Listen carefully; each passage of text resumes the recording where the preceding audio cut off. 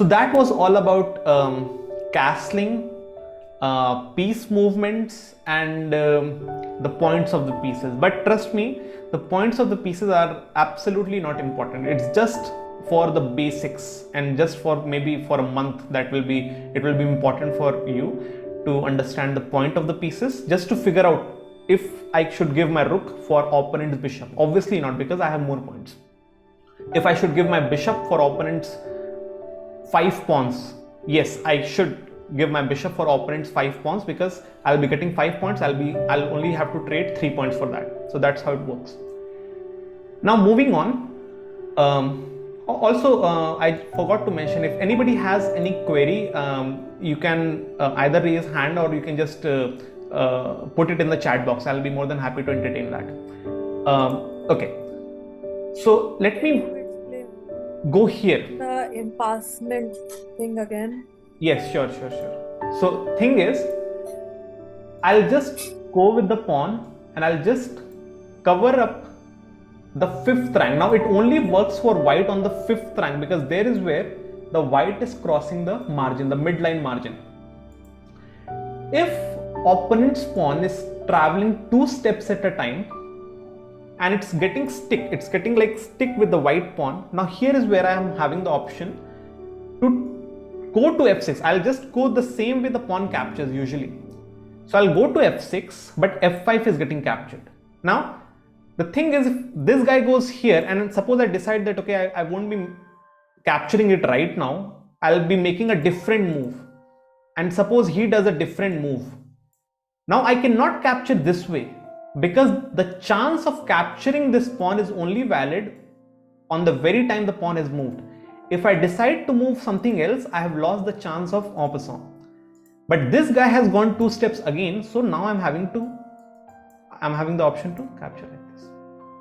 So that's how it works. For the white pawn, it is the 5th rank. So obviously for black pawn, it will be the 4th rank. Suppose he crosses the midline margin and he enters the white camp, and if white pawns goes 2 steps, he can just go and capture en passant.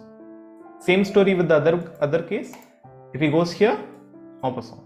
One more thing to note. Suppose if I again cross the midline margin, and if this pawn is going 2 steps, now because there's a gap, because there's a unfilled gap between the pawns, en passant won't work. So en passant only works when the pawns are very, very close. There's no gap in between them. Okay. Anything else, Akriti? No, thank you. Okay. Now we'll be starting the how should we play the game. So the thing is, chess is divided into 3 basic stages. Stage number 1 is opening, in which I want to bring my army out. I want to bring every single piece out. I don't want to checkmate my opponent in the opening stage itself, because that's not how chess works.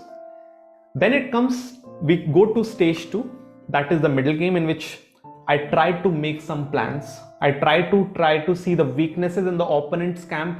The weaknesses can be of n number of types. When we'll be understanding middle games, then I'll be in a better position to make you guys understand how to figure out the opponent's weakness. Once you figure out opponent's weakness, stick to that weakness and try to bring your attackers, try to bring the army that we have already developed in the opening to attack on that weakness. Then we go to the final stage, in which there is an end game, in which we try to finish it off. Now how opening works, it's also very, very tricky. The opening is one of the most theoretical part of chess. Like, openings are one of the most important aspect. Opening is like 50% of the game.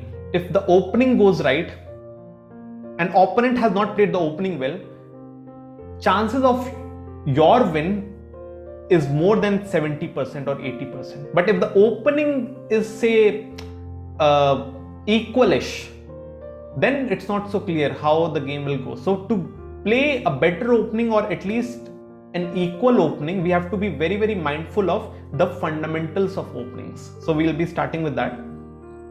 So here, if you see the middle line, if you just divide the board into like horizontally and vertically. These are the 4 squares that are the center of the board. So we try to control the center of the board. The reason being, suppose if I put all the pieces towards the corner, the mobility reduces. Like suppose the knight can only travel towards left side, but if I keep the knight on the center, I can make sure that my knight can go anywhere it wants. So the mobility is more in the center. Same goes with the queen. Suppose if I bring the queen to one of the corners, I can only go this way and this way. But if you keep the queen on the center, and also this way, sorry. But if you keep the queen on the center, she can go anywhere she wants. So if you count the number of pieces, if you count the number of squares the queen can travel while she's in the center, it will be obviously very, very high as compared to in the corners. Now I'll be starting with the pawns, and it's recommended that because like whoever is starting to play chess, an easier way to play the opening is by playing pawn e4. It's kind of easier as compared to pawn d4. I'm not denying and I'm not stating that we should not go for pawn d4, but this should be a choice after you have a basic understanding, a decent understanding of the game. Then you should choose d4. For starters, I would recommend e4 is the go-to choice. Logic being, if you go d4, your bishop cannot come out straight away.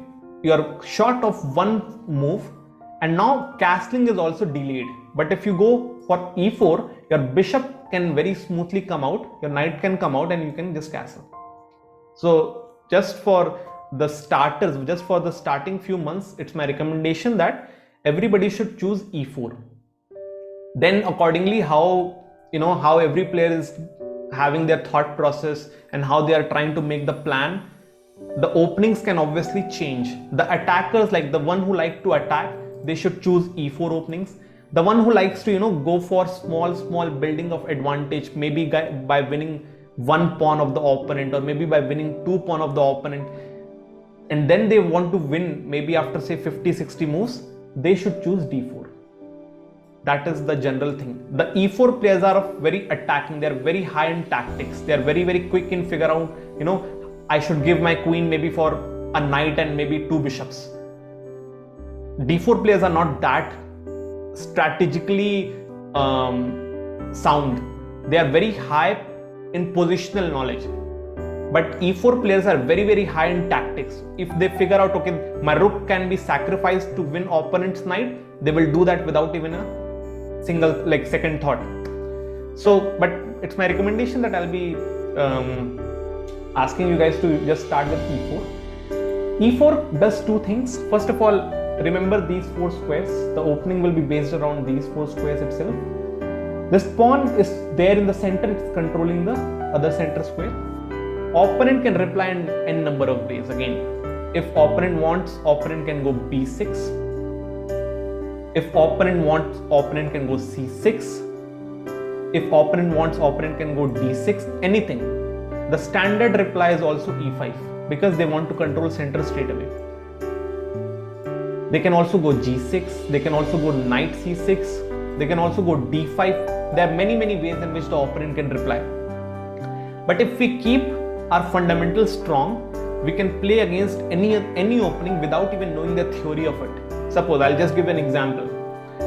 Suppose I'm not knowing, I'm considering that I'm not knowing any theory, any chess opening knowledge, but I'm knowing that I want to control my center, and I'm knowing that I want to keep my pawn in the center. I want to bring my pieces out towards center, and I want to just castle. I'll show you how you can do any opening like e4 openings without even having the knowledge, a single knowledge of any theoretical knowledge of any opening. Let's see. Suppose they go d5. Now this is called as Scandinavian defense, but who cares? Let's just ignore it. Now because I'm seeing that okay, he's trying to attack me, so I'll just try to attack him. If he tries to take me with the queen, this gives me a chance to bring a minor piece out, bring a knight out towards center. Now I use the word minor piece. So basically bishops and knights together are called as minor piece. Queens and rooks are grouped as major pieces on the board. and bishops and knights are called as the minor pieces. So suppose if I'm using the word minor piece again and again, so I'm referring to either the bishop or the knight. Now suppose I'm having the chance here that I can bring my knight to c3 here, and it kicks the queen. So opponent has to again move the same piece, and this gives me one edge. Because suppose if opponent does this, suppose if opponent is doing something like this, right? Now I'm seeing that, okay, my bishop can maybe look at the opponent's queen, but the pawn is causing some hindrance, and I want to control center squares. So I'll just push pawn 2 steps, because this also attacks the queen. So again the queen has to move somewhere, I don't know, maybe somewhere. And now what has happened, you are developing 2 pieces of yours, maybe more, and opponent is just roaming around with the queen. So this is called as winning tempos, T-E-M-P-O-S, tempos. Tempos means that I am trying to follow my plan without allowing the opponent to follow their own plan. Now opponent wants to develop same plan that I'm having, but I'm not allowing the opponent to bring the knight out, because every time I'm making a move, it's with a tempo, it's with an attack on the bigger piece. So my smaller piece is attacking opponent's bigger piece. That is why they cannot even bring the knight or the pawn out or this bishop out. Now suppose if they go back, that's the best reply, that because the queen is the biggest piece on the board apart from the king, better hide it in the back side. Now I'm seeing that, okay, I'm not having any pawn in the center, so fine, let me just put one pawn in the center. Opponent tries to develop their piece, and I'm seeing my king is still in the center. I have to castle. To castle, I have to bring the knight and bishop out. So fine, knight likes to be there in the center. I'll just place it to f3. Now I'm having a choice of f3, h3 and e2. I will never choose h3 for the reason that I already explained. Don't try to play in the corner. You have to develop your play. You have to create your play towards the center because of the mobility of the pieces. So this, let's ignore h3. This gives us 2 choices left with us, that is f3 and e2. Now if I choose e2, the point is it hinders my bishop development. So again I have to move the same piece. That's what I don't want. So that's why I just choose f3. If you have to understand it in more deeper sense, just the point is these are the center squares. Now if you go e2, you are only controlling one center square. But if you go here, you are controlling 1 and 2 center squares. So that's another reason why f3 is more important. But I did not mention that because I don't want to include any theory. I'm just showing how without any knowledge of theoretical openings, you can play and develop against any opening you want. Just you have to be very clear about the center. So suppose I go knight f3. Opponent tries to maybe push pawn out because they want to castle, and I want to bring my bishop out. So where to keep the bishop out? These are the center squares. Bishop c4. Or if you want, you can also choose bishop d3. Or you can even choose bishop e2 if you don't want to go too much near the midline margin. Bishop c4, however, is kind of more appropriate. It's kind of more accurate. Now suppose opponent does their development, you can castle. Opponent can castle, and I'm seeing that, okay, my development is almost completed. The bishop is not out, so let's bring the bishop out. That's how you have developed against d5. Now let's go back. The move was this. After e4, d5 was played. Pawn to d5 was chosen by the opponent, and we just developed our pieces the way I showed you. Let me show you another way. Suppose he brings, say, c6. The idea is they want to go d5, but this time they want to have a support of the pawn. Now I am seeing that these are the center squares, and I have to always occupy my center squares. So I'll just go d4. Because I did not go d4 here, because he can capture a free pawn. I don't want to do that. I don't want to lose a free pawn. But if suppose someone does this, now they are not taking center control straight away. So I will again reinforce my center by having 2 pawns in the center. Again, same story. Suppose if they do something like this, again they don't have the center right now. Again, I'll be taking the center. So let me show you this way. Now if they play c6, now c6, just for the knowledge, it's called Caro-Kann opening. Idea is still the same. You go d4, they go d5. If they're trying to attack you, if you want, you can capture it, that is completely fine. If you want, you can push it, that is completely fine. If you want, you can also support it. Idea being that, okay, you capture me, I will capture you.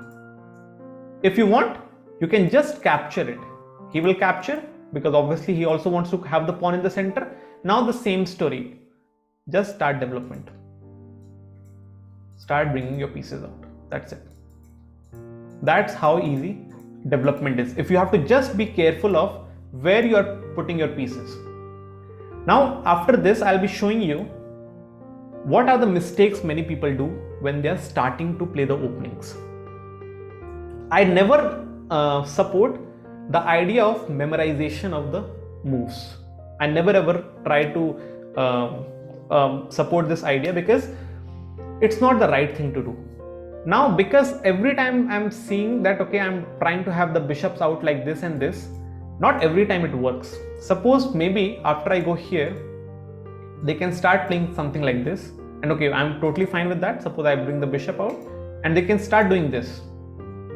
And now I'm having a confusion. Where should I go with my piece? Should I go up? Should I go down? Should I go back? What should I do? Now here, the thing is, the impression that I'm getting is the opponent is trying to play in the corner, which is not the right thing to do, because openings are only about center.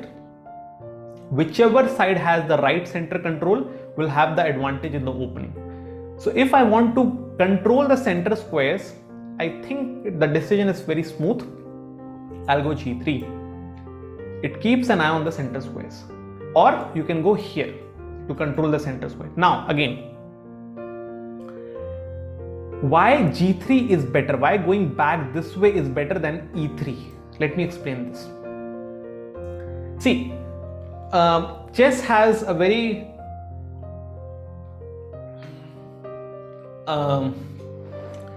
hierarchical way of development, meaning that if you look at the hierarchy of the pieces, the bishop and knight are having higher value as compared to one pawn. Now if I go to e3, suppose this, if I choose something like this, what am I trying to do is, I'm trying to just put my bishop maybe in the support of a pawn, and my bishop has absolutely no squares to move, at least not in the forward direction. My bishop is totally clamped, it's totally tied down. The only square it can go are d2 and c1, but they are on the backward way. I don't want to do that. But if you keep the bishop over here, it's well placed on this open diagonal. So that is what bishops love. The bigger pieces love open spaces. So the thing is, here I won't be choosing bishop e3 because it clamps down my bishop. I'll be choosing bishop to g3. That is why my bishop is getting more active. Now suppose he tries to kick you again. Now again, I'm having a couple of options because a smaller piece is trying to hit my knight. Obviously, I'll have to react to the threat. I cannot just simply castle, because the point is, in this transaction, I am losing a bigger piece, so it's not the correct trade for my side. It's not the correct trade for the white side. Because the smaller piece is trying to attack me, I have to react to this threat. I cannot just follow my plan. So openings are very, very much about action and reaction. You try to have a plan, you act on that. If opponent does something else, you have to react on that threat also. So suppose if he's trying to attack my knight, so I'm having a couple of options again. I can go back, I can retreat to the same position from where I came. I can go towards the corner, I can go towards the center. Now, in the chat, if I can hear some responses, what do you feel, where should the knight be?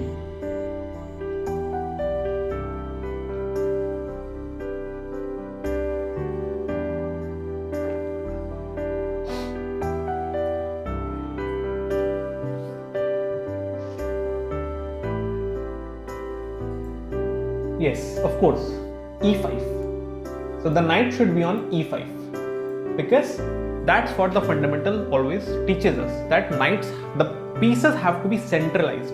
The pieces have to be centralized. I don't want to retreat my piece, because obviously I have to redevelop it. That's what I just hate about my piece. Now my piece is simply passive. It's not even out. So I'll have to again waste my chance. So see how many chances we are wasting. First of all, you brought the knight out, you invested one move. If you go back, you are investing the second move. Now again you will have to, suppose he makes a move, again you will have to bring the knight to the second, like somewhere. So you are investing 3 moves for one piece, and this is where you are lagging behind in development. So lesson of the day is that in openings I don't want to move one piece more than once until unless it's absolute necessary. It means until unless there's a threat to that piece, I would be trying to avoid my pieces to be moved again and again. Let's go back. Let me start any new opening. Doesn't matter what is the opening. Suppose e4. Suppose he goes c5. Now this is just for the knowledge. It's called Sicilian opening. Now I don't want to start the workshop by the theory, because it just doesn't make sense. First, the most important thing is to develop the instinct of the game. Now instinct of chess will only be developed if we are able to understand the basics, the fundamentals. So that's why I'm just ignoring every theoretical aspect. I'm just focusing on the basics, that's it. So c5 is called the Sicilian opening, just for the namesake. Now I'm seeing that, okay, he's already controlling over here, so I don't want to push. Why? If I go here, he takes, I'll have to take with the queen, and now I'm allowing my opponent to develop the knight and again kick my queen. So the way that I was doing the same thing to him earlier, now he is doing the same thing to me. Now the way that I was doing him in like just 5 minutes before, if I do d4 here, it's bad, because in this transaction I'll have to move my queen again. So I'm wasting a couple of moves with my queen. First of all, I made my queen go up, then I made my queen go down. It's not the right thing. Instead, you should just develop. Opponent suppose does something like maybe c3. Now you can go pawn d4.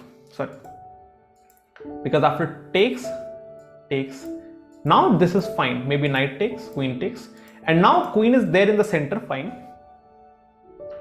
But your queen can never be kicked right now. I mean, at least for now, it can never be kicked. And now you are having the center control, you are having a pawn in the center, opponent doesn't have that. Suppose d6 is played with the idea of playing pawn e5 to have the pawn in the center, which I don't want to allow it. Now here also I'm seeing, like I have seen many people developing the pieces a bit incorrectly. The thing is, these kind of moves have to be avoided. Now, while playing the game, we cannot, at least for the starting few months, we cannot expect from ourselves that we will have to figure out every single thing. But if you notice, just in the general sense, queen is a very high value piece, and bishop is also kind of a decent piece. And what you're doing is you're placing big pieces too much near the opponent's camp. It's like they're near the border, and they're very high ranking people, the queen and the bishop. So maybe they can be under trouble. Now here, if e5 is being played, the single pawn, which is of 1 point, is attacking the 2 big giants of white side. So this is what has to be avoided. Now after d6, you are knowing that, okay, they are going here, fine, give them the center. You should focus on your development.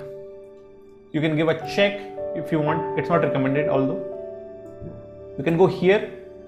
If they try to kick you, you can just come back, maybe somewhere over here. That is also fine. Knight comes out, trying to hit it, and now suppose you can try to play this. Now this is called as, this is something called as spin in chess. Like the knight cannot move. Like if the knight tries to move here, yeah, I guess it can move. I'll try to take the queen, you will try to take me, I'll try to take you, you will try to take me, and yeah, so I guess it can move. Now just let me just improve it. Okay, after e5 I can just go queen back. Yeah, just go full back. Now if the knight comes out, now it works, because now the knight cannot move, because bishop tries to take the queen. So that is what the concept is of pin, that whenever your piece is attacking, it's like looking through a middle piece. The bishop is looking through the knight and it's looking to the queen. It means the middle piece cannot move, because there goes your corner one. So now if suppose this happens, you can try to attack it, they can try to take it, castle, simple. And now knight will come out. That's how you are again doing the development. To give one more example, let's do the main way, how the standard way goes. After e4, opponent will also fight back in the center, e5. Now you try to bring the knight out. Because we are trying to hit the pawn, they will also try to bring the knight out and try to defend the pawn. Now I have to bring the bishop out.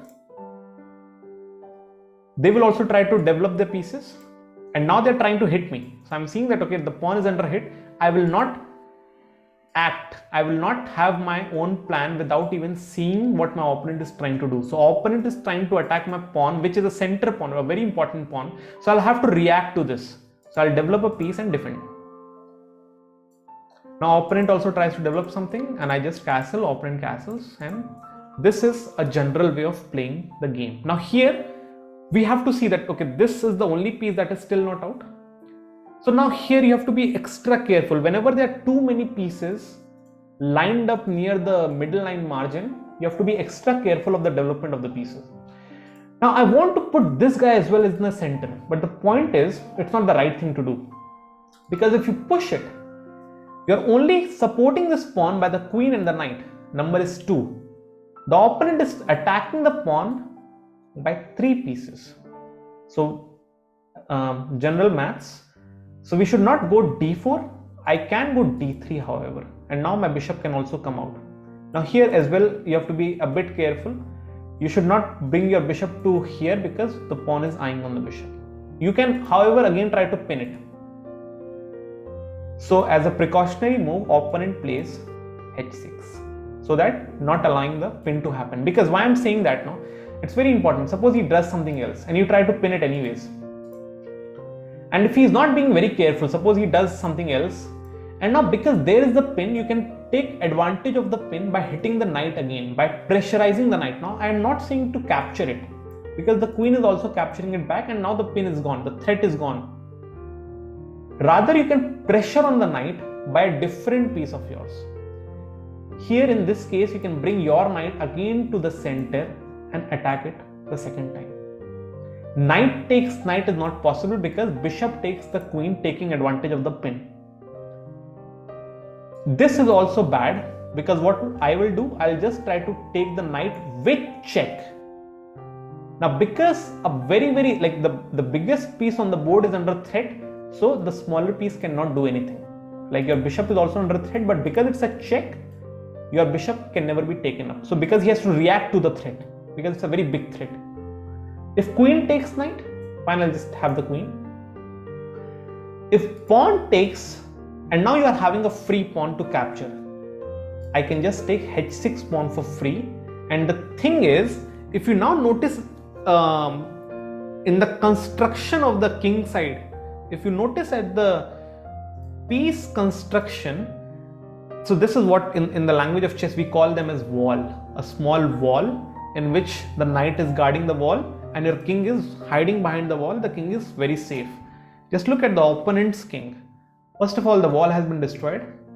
The bishop is trying to attack the rook, and now if the rook tries to save itself, your knight will go away, and now the queen is also trying to participate. So the point is, your pieces are very quick in entering the opponent's king if there is no wall. If the wall has gone, your pieces are very quick in trying to penetrate.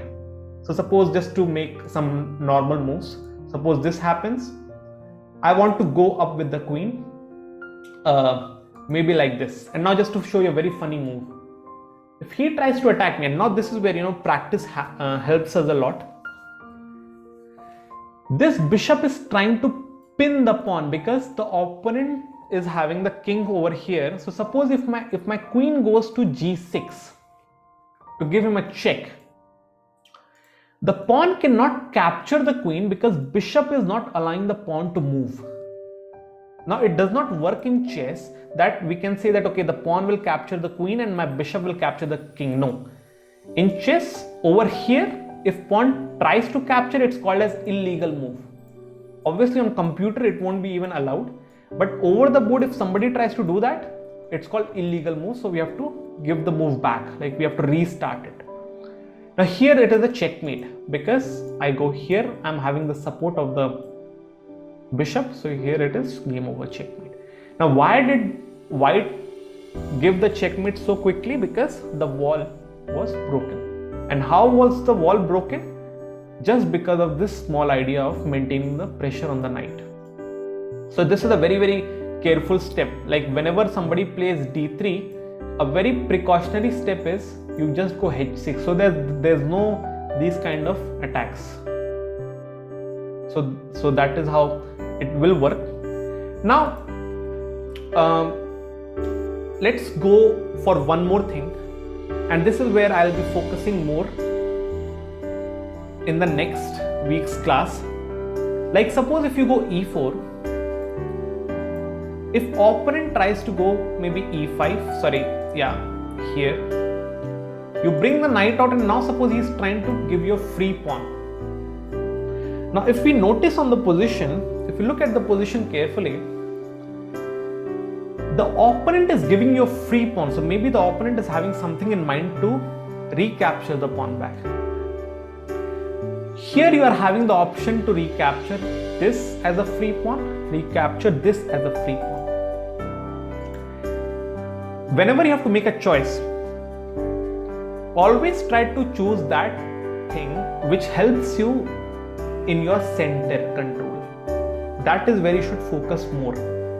So if I just move this guy away, the point is the pawn was earlier controlling the center, is now no more controlling the center.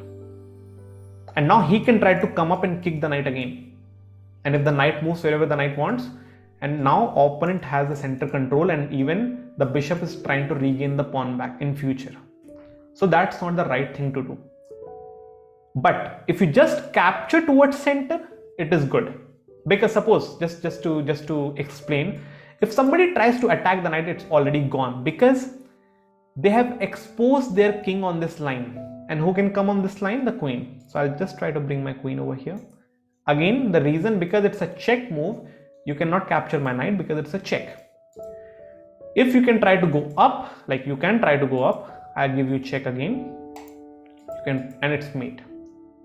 If you try to block me, and now again, it's more like it comes with practice. But I'm just showing you these things are also possible in the game. I'm seeing that this pawn is under pin, because if this pawn moves, I can just take a free rook. Whenever you see a pinned piece, like this is called a pinned piece. So whenever you see a pinned piece, you never attack it. You always try to disrupt it. Like you try to see what is this piece trying to support. So the answer is this pawn. Now I will not capture the pawn by the queen because then he captures me and I don't have anything to capture him back. So the rook is perfectly safe.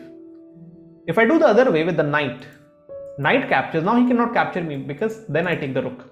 I'm having more points. I'm having +4. Over the downside, you can just see the points. Suppose after this captures, if he tries to go here and saying that, okay, if the knight moves back, you lose the free queen, I'll just retreat my queen way back. Still the same threat happens. You cannot capture my knight because you lose the rook. So that's how the pin works. Now, because it was just a general introduction of how to do openings without even having a single knowledge of theory, you should just notice 3 things in mind. The final thing that I forgot to mention was, suppose after knight, sub e4, e5, don't try to bring your bishop over here. Why? The reason is very simple. The bishop is supporting a smaller piece. So a 3-point piece is supporting a 1-point piece, which is against the hierarchy of the pieces. Bishops never like to support pawns. It's the other way around. Secondly, if you go here, you're not able to put this pawn somewhere up. And if this pawn can never go up, this bishop is totally hindered. So again, you'll have to move the same bishop again. So better is that you should be very careful about your first 6 to 7 moves, how you're developing your pieces on the center of the board. That is it for the openings, like the basic introduction of openings. So you have to keep 3 to 4 things in mind. Number 1, keep a pawn in the center, always have the center control. 2, develop your pieces, start developing the smaller pieces. Like first of all, I started with the smallest piece, then I started with the next smallest piece. Then I started, first of all, I saved my king. Then I still focused. Once my king side pieces were out, I then started playing my queen side pieces out. Again, the smaller ones only. Once the smaller pieces are out, you will be having a good play. You will be having a decent center control, and then you can move to the, like you can start playing this position. Now, so I'll be stopping here. If anyone has any question, you can obviously put them in the class. What I would ask that obviously I understand the busy schedule, but still whenever you feel free to play chess, right now what I would ask, you should try playing with, say, try to assess your level, try to see which level suits you the most. The way to do that is this, like suppose you can try doing, you can go for the play part. Okay, it's not showing here. Let me just, okay, I'm having something. Okay, let me just cancel it. Okay, sorry. Okay, again, I'm having something. I'll have to cancel it.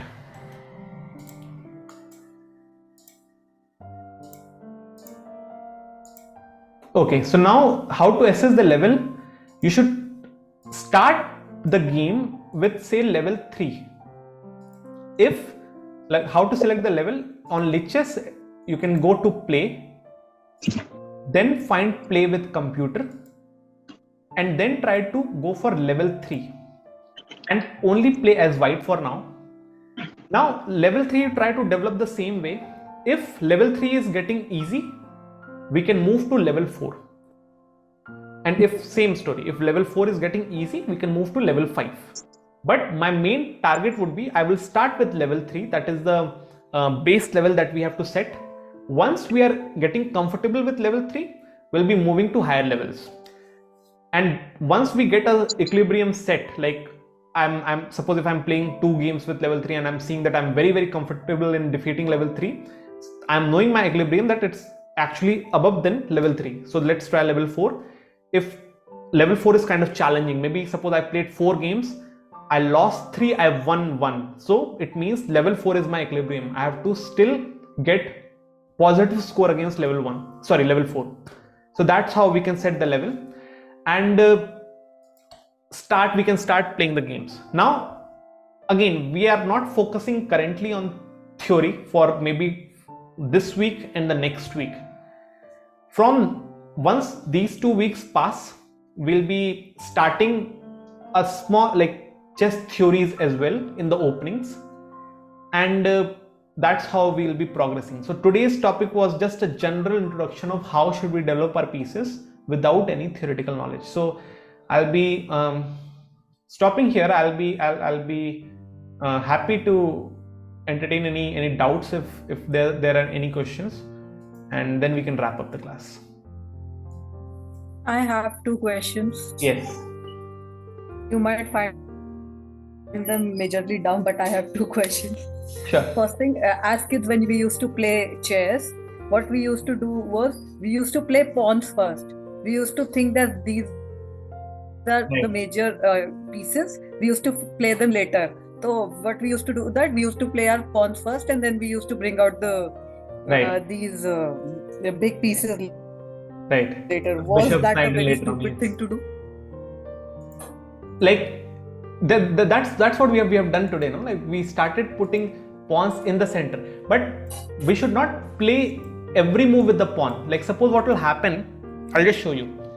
Suppose if we decide that I'll be making all the, like every single move only with the pawns, and then later on I'll be trying to play with the minor piece, opponent is trying to simply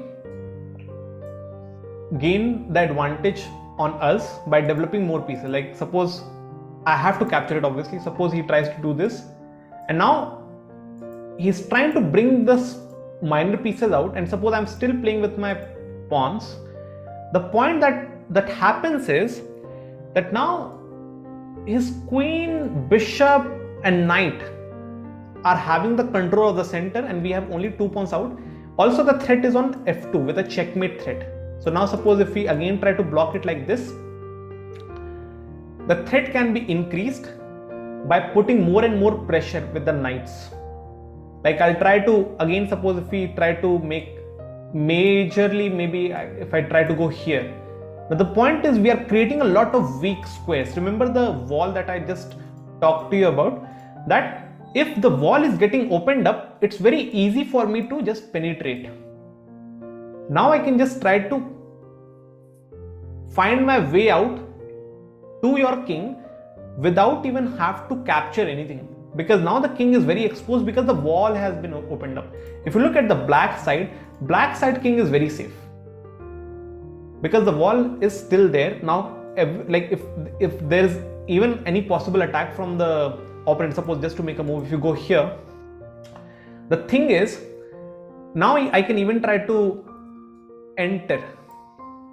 If you try to block me, there are many ways. The point is there are many ways in which I can try to attack this position. I can just, I can even go here, I can even go d4, and the point is you can never castle. So, but I can castle. So I can even bring the rooks also in the game later on. So it's very important for us to, And should we try to save our major pieces till the middle part of the game? Yes, of course. Like suppose it depends. Like suppose I'll just show you one example. Suppose if you try to develop your pieces in the center, knight out, because we are trying to hit the pawn, opponent will also develop and defend. Many players will be doing this. Idea is I am trying to attack the pawn. Opponent's piece is the defender of the pawn. So white second piece is trying to remove the defender. Understand the point? I am trying to attack a pawn, opponent is trying to defend the pawn, and other piece of mine is trying to remove the defender. The defender goes away, it's a free pawn. Many players, what they do, suppose I am trying to support the pawn with second time. If you try to exchange the pieces, it's completely fine, because then it goes like it's very theoretical. Like when should we exchange bishops? When should we exchange knights? Should we keep the bishops on the board for too long? Should we keep the knights on the board for too long? It depends on how the nature of the game is. Let me show you an example. Suppose if this is a case. Just a moment.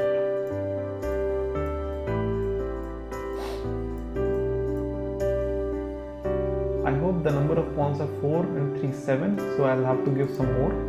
Okay. Suppose if this is the case and opponent has a knight somewhere and I'm having a light square bishop over here and one more king is there.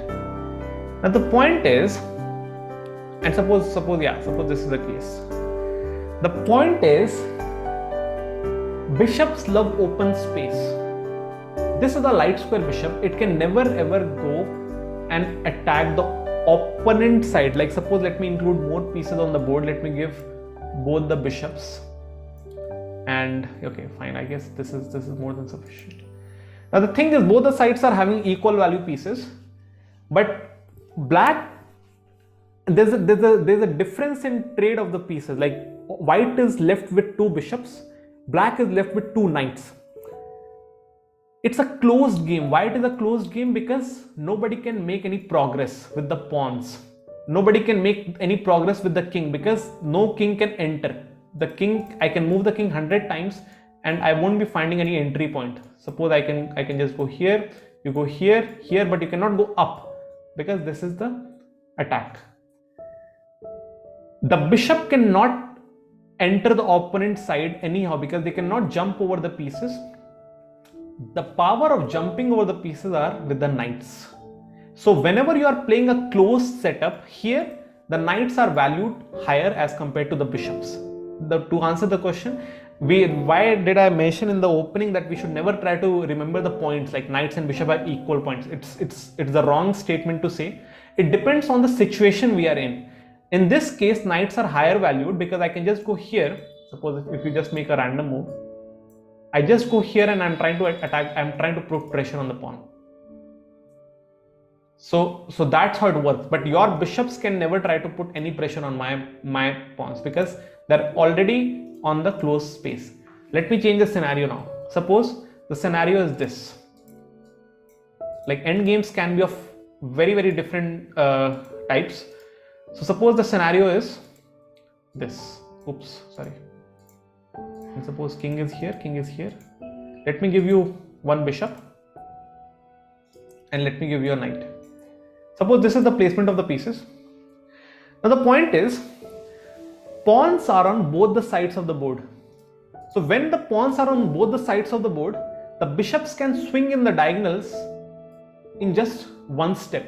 If I want to go towards the queen side, I can go directly in just one step towards the queen side. If this knight has to travel to the queen side, see how many steps it will cover. 1, 2, 3, at least 3. But my bishop can just go and swing in to wherever I want. So when the pawns are on both the sides and the end game is going on, this is called as the end game. In such cases, my bishop, because this is a very open situation, there's no traffic in the middle, there's no obstruction in the middle with the opponent's pieces, as it was the case in the in the previous position. In such cases, when the position is totally opened up, you can just, like in this case, bishops are higher valued as compared to the knights. So it depends on the situation we are in, like what is the trade of the pieces we should choose. Like suppose if white was very mindful of the situation, if white was having good imagining power and had white imagined that okay, this will be the end game. Suppose, let me just show you a situation. This is the case. Let's just say now here both the sides are having knights and bishops, right? Now because I'm seeing that the pawns are on both the sides of the board, so I want to have the bishop in the end and I want to give my opponent the knight. So how to do that? I'll just give him a check with the knight. King moves away and now I'll just capture this bishop. He captures me back and now the situation is just gone. So now we have reached the similar situation that we were just talking about, that here bishops are kind of higher valued as compared to the knight. So I made a decision that I saw my pawns, I saw the mobility of the piece, I saw the nature of the position, that it's completely open position. In open positions, bishops are higher valued. So I want to remove opponent's bishop and I want to remove my knight because my knight is just useless over here. So that's why I chose to go for this exchange. Okay? Yes, thank you. Alright. So I'll be stopping over here. I'll just ask everyone to start the play with level 3, and once that has been done, we can see, like I'll be seeing the games, and accordingly if level 3 is fine we can go to level 4, if level 4 is fine we can go level 5. Somewhere we'll be finding the equilibrium. If level 3 is kind of difficult, we can also start with level 2. Finding equilibrium is the right thing to do. The point is, if level 2 is difficult, doesn't matter, we can start with level 1, but we have to find where do we stand right now, because only then we can try to progress forwards. So on that note, I'll be just wrapping up the class. I hope I was I was able to explain the opening. Is anybody having any further doubts? Other than that, I guess we are good to go.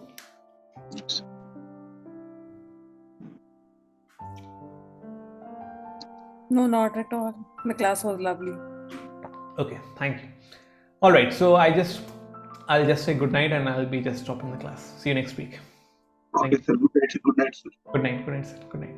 Bye bye. Good night.